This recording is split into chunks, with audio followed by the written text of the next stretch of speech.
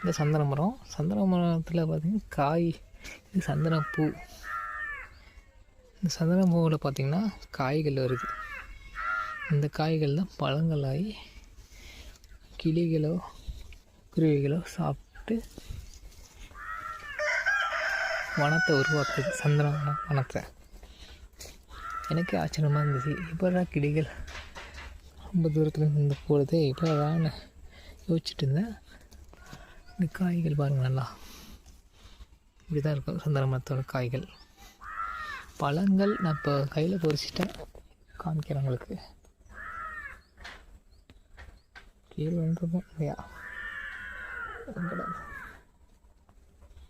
நாங்கள் சந்தன மரத்தோட காய்கள், பழங்கள்.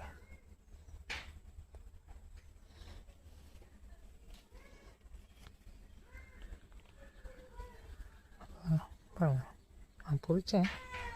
பழங்கள் எப்படி தான் இருக்கும். சந்தன மரத்தின் பழங்கள். இதுதான் குருவி சாப்பிட்டு வந்து நிறைய இடத்துல துப்பி வச்சிருது. That means விதைச்சிருது. தான் சந்தன மரம். சந்தன மரத்தின் பூக்கள், காய்கள் அருமையாக இருக்குல்ல. நல்ல ஒரு தகவல் இன்று. நன்றி, வணக்கம்.